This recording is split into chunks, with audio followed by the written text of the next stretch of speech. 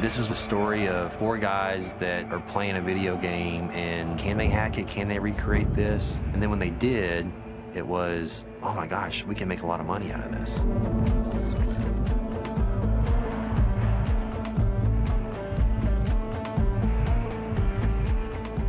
This is one of the most popular and profitable video games ever invented in the history of the world.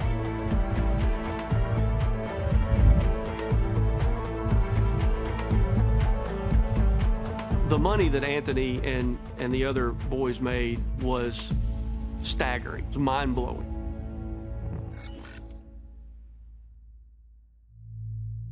Anthony was the smartest among us. He was like the best. I idolized him.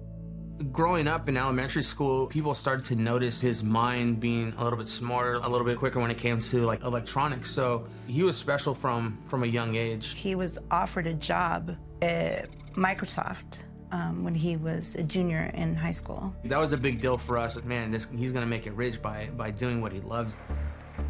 Anthony was the technical mastermind. He created an application that would communicate with EA's servers, and it basically would send a message saying, hey, I just completed a game, because that's when you get kicked back a coin as a reward. Eventually, we just got to the point where we can move it on the cloud servers and make this a lot faster. And so then they could distribute those applications over a network of many hundreds of computers, send that message hundreds of times a minute for games that never actually happened. And that's when we could exponentially increase production. At its peak, it could have been like $500,000 a day. One of the first things I bought was a car. I purchased a Mercedes AMG CLA 45. I paid in cash. Anthony showered his family. I think getting the house for his mom was an accomplishment of all accomplishments for him. We asked him, of course, Anthony, what are you doing? And he was like, I'm not doing anything wrong. Electronic Arts did not approach federal government. We approached them. What drew us to this case was the amount of money that these kids were able to make. There's $16 million, and there's Lamborghinis and Mercedes. On September the 17th of 2015, we executed search warrants simultaneously. They had no idea that federal agents were going to show up at their home. 6 in the morning, basically just pounding at the doors and then greeted with shotguns in their faces. They were looking for files related to EA. They're taking this way more seriously than I thought they would. We found a treasure trove of information, especially Eden Zaviri's computer, because he had every one of the chats that these guys had had. This is not going to end well. I didn't have this goal of sending them to prison. What I wanted was to send a message out there, hey guys, this is illegal.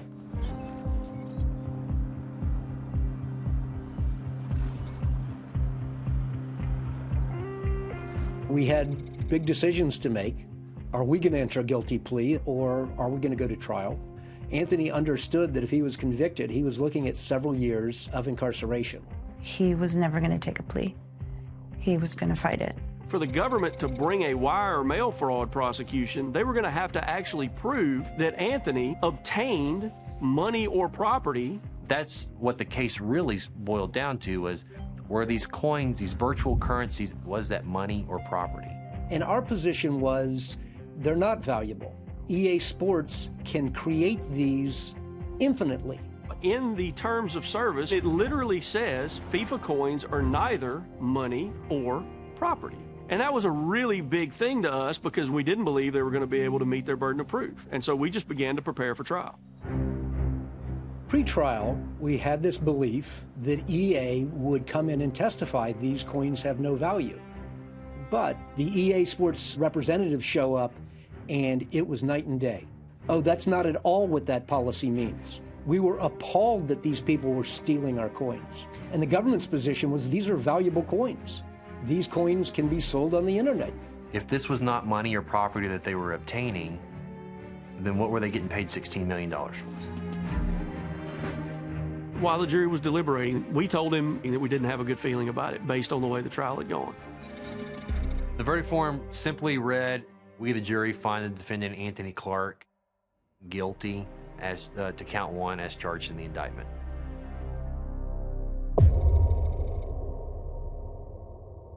It was unreal. They said guilty, and before it could even process in my head, they had him in cuffs.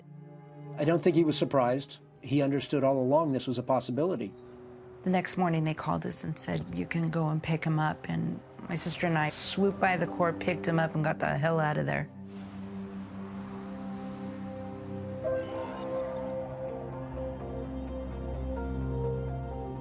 We started focusing on what would the appeal to the Fifth Circuit look like. And we thought there was a good chance that we would succeed. He was very positive. He just said, you know, I'm gonna go, we're gonna fight this. If I do have to go to jail, I'll serve my time and I'll come back and get back to creating software and stuff like that. February 24th was Anthony's birthday, and he went out with some friends and, you know, they drank, and he probably overdid it a little bit because, you know, this is the last birthday he's going to be spending outside. But he also was taking medication. My sister called me that morning and said, Sean, something's wrong with Anthony, he's not breathing. And I got there and she said, no, Sean, he's gone. He's dead. He passed away in his sleep on February 26th, 2 days after his birthday.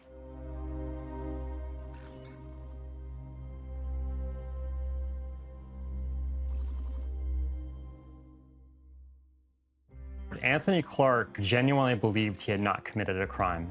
And he just had this thing inside of him where he refused to plead guilty to something he felt that he had not done. This is a very interesting open issue for federal law. Do digital in-game assets constitute something of value? There are money transmission laws which come into play here.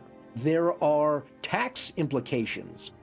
The purpose of this was to figure out the exposure to EA, to recoup the money, the losses that were here, and to be a deterrent to others. At the end of the day, it's a numerical value in a computer. It's no different than the jersey color on one of the soccer players. It doesn't really exist.